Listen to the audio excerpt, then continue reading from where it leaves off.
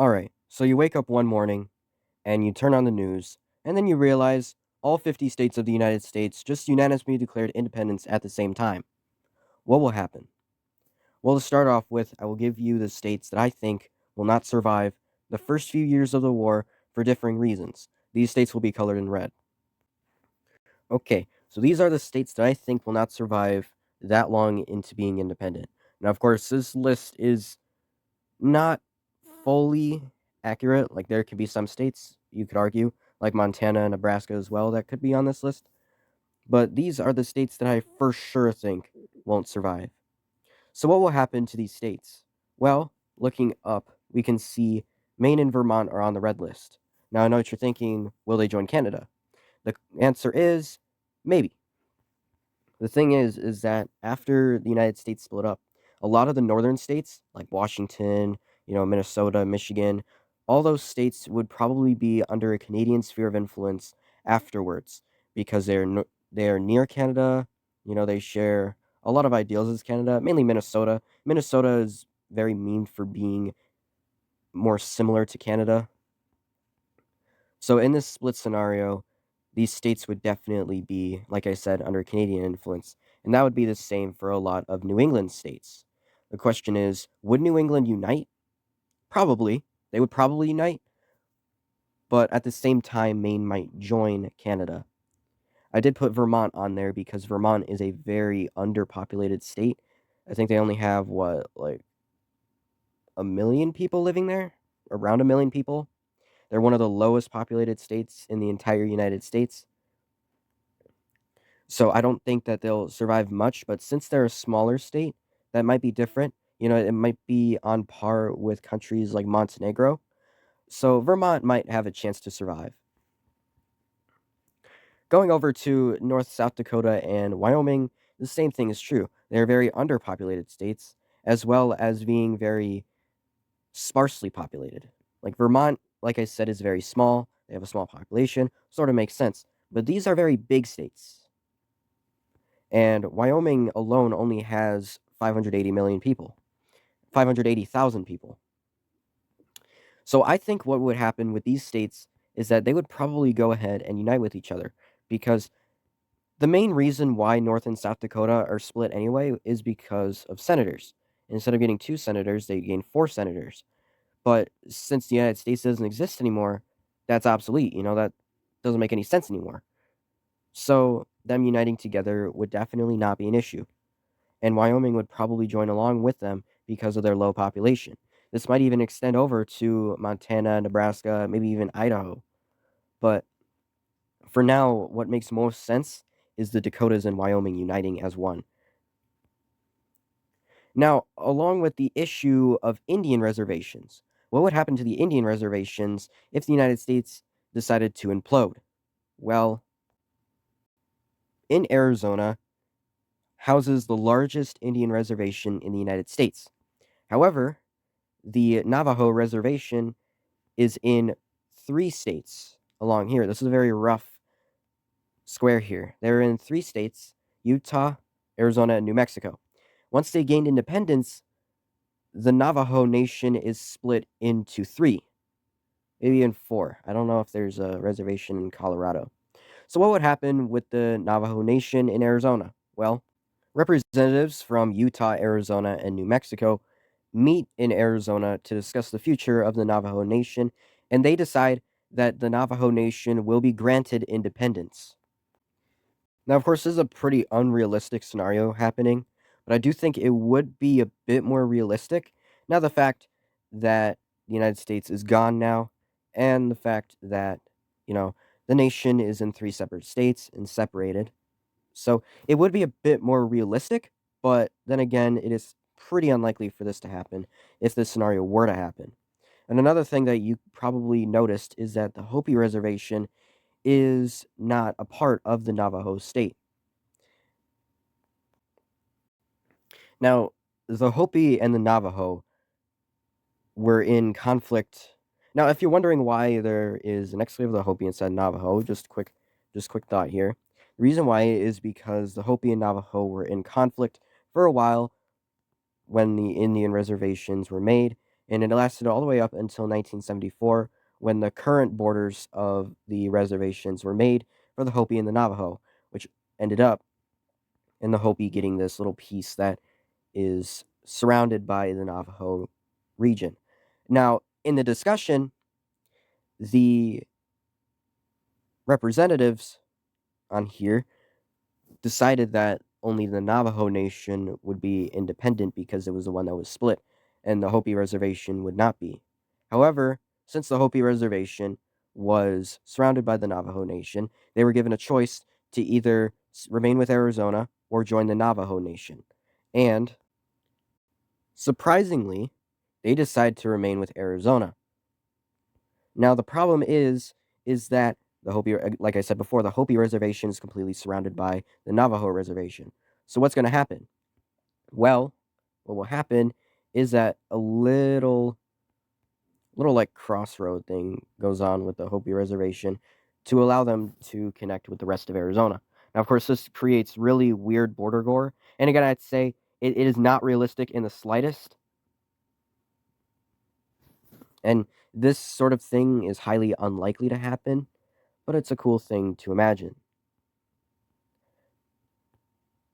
Moving over, I got a bit distracted there. Moving over to the southeast of the United States, you can see that there's a whole bunch of states that are colored red here. What will happen to these states? Well, looking over to West Virginia is probably the poorest state, well, besides Mississippi, probably the poorest state in the United States. The question is, would they join Virginia? Probably not, because West Virginians and Virginians are very, very different. It would be way more likely for them to either join Ohio or Kentucky. More realistically, I would see them joining Ohio.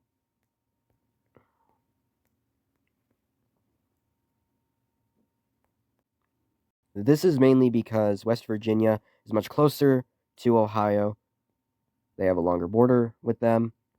It's easier to get to West Virginia from Ohio. Ohio is much richer, and Kentucky, like seen here, is in the red area, and incorporating West Virginia in it would probably crash their economy. So, joining Ohio would be the much better option.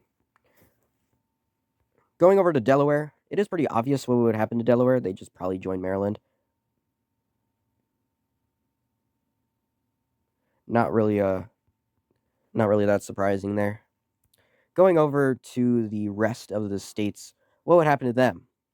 Well, Mississippi and Alabama, two of the poorest states in the Union, would meet and decide to form a unitary country.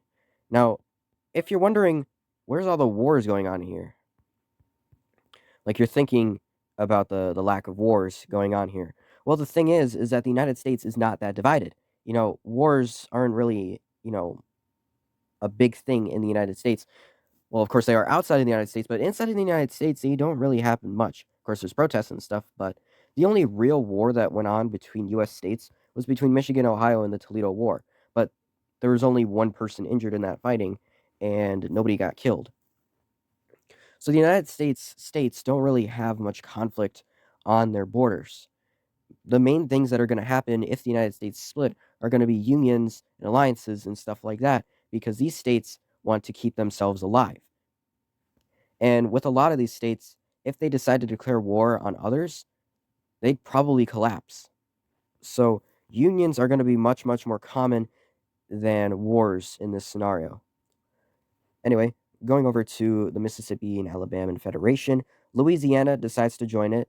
I know that they're a little bit richer than a lot of these other states because of New Orleans, or New Orleans, whatever it's called, but they'd still probably join it for protection and economic protection. Same thing with Arkansas and Tennessee, as well as Kentucky. They'd all join to form a federation. What about Oklahoma? Would Oklahoma join? Maybe.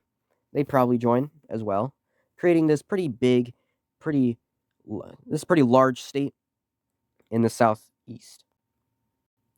And that is pretty much it for what I call the screwed states.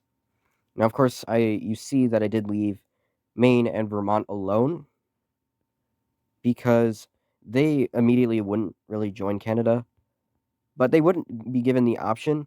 And under Canadian influence for a few years, they would probably most definitely decide to join Canada if a referendum was given to them because of the economic opportunities and other things. Because realistically, without Canada, Maine and Vermont would be absolutely screwed. So them joining Canada wouldn't really be off the table. What about New Hampshire? Would New Hampshire join Canada? Maybe at a later date, but not now. Now, of course, we can't forget about the most powerful states in the United States. That being, I'll color these in red. That being, of course, California, Texas, New York, Florida. All those states are pretty powerful. Will they have their own spheres of influence? Yeah, they probably will. Let's start with California. California would have its own sphere of influence with several states bordering it, including Oregon, Nevada, and Arizona, as well as maybe Washington and Utah, as well as Idaho. All these states, in accordance with California, aren't really suited to survive on their own, except maybe Washington. Washington could probably survive on their own. And Nevada with Las Vegas probably maybe wouldn't. Idaho definitely wouldn't. Utah, maybe. Oregon, it does have a coast, so maybe. And Arizona, maybe, although they did lose quite a bit of land from the Navajo state. So all these states would be in an economic and as well as like a protection alliance with California, increasing its sphere of influence, as well as Texas as well. Texas would make its own sphere of influence, including a lot of Great Plains states like New Mexico, Colorado, Nebraska, and Kansas, with the same sort of opportunities as well. Montana would probably also end up joining the Dakotan Federation at this time, as Montana is also very underpopulated as well.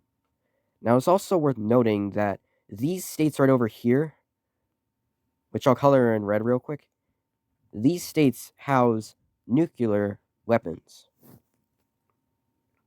They're called, I think it's the sacrificial states, these states are called, because they're the ones that house the nuclear silos located in the United States in case of a nuclear war happens, which means that they're away from all the population centers and thus people won't die. But what would happen to those nuclear silos after the United States implodes? Well, they would probably give those nuclear weapons to California or Texas, or maybe foreign countries like the UK or France to keep them safe. Because there's only about a few million people living in this state right here. There isn't really they can't really protect all those nuclear weapons by themselves. So they would probably be screwed if, a threat came in and, they got their nuclear weapons taken away from them. So they just decide to give them away to the different states. Much like Ukraine and Belarus and Kazakhstan did when the Soviet Union dissolved, they gave their nuclear weapons to Russia. That's sort of like the same thing here. What about Alaska? Some of you might be thinking, would Alaska join Canada? Probably. They probably would, because Alaska is just like, Wyoming, Montana, all those stuff, is a very underpopulated state and one of the least densely populated state in the United States. They do have Anchorage, which is a really good airport port, but on their own, they definitely would not survive. So joining Canada would definitely be very good for them. So I have no doubt that they would join Canada. Going over to the Great Lakes region, more specifically Illinois.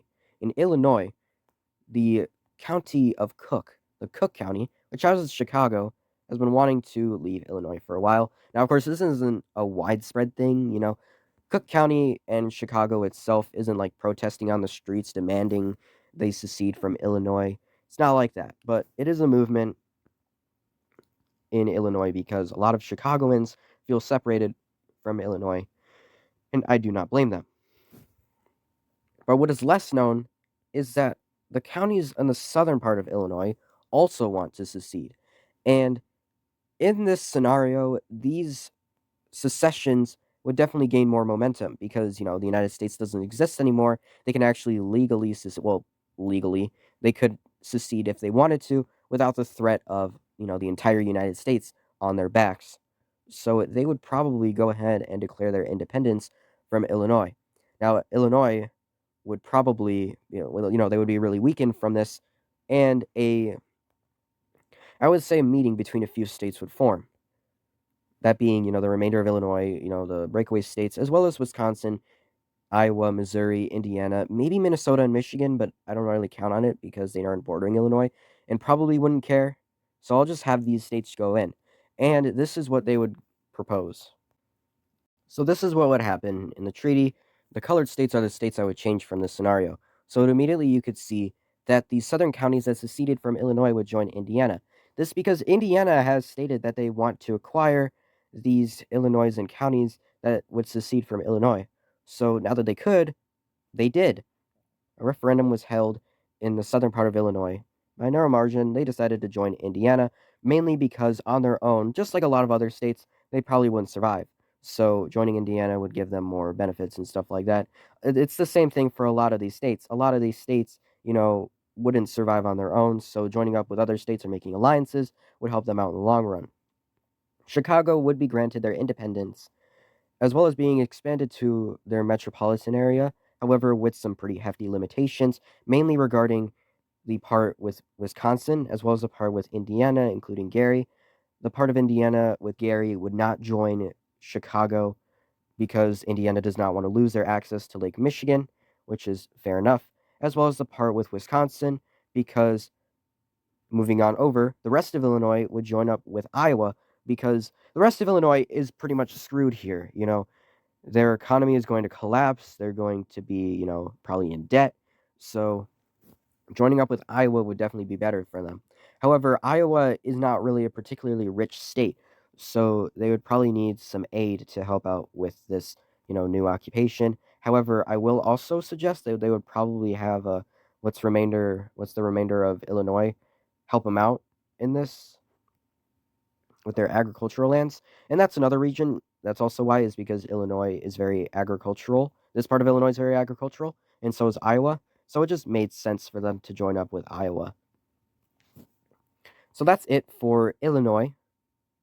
Moving on over again to the Northeast and with the state of New York. What would happen with New York? Well, just like Illinois, there have been some movements going on about the lower part of New York, of New York City and Long Island splitting away from New York to form their own state. Now, just like Cook County with Illinois, the federal government doesn't allow that to happen because of a part, I think, in the Constitution where a state cannot legally split in half. Except with Texas, they could legally split into 5 states if they feel like it to gain more senators in the House. However, of course, they've never done that because that's kind of dumb. However, again, with the United States not existing anymore, New York City can pretty much do whatever they want.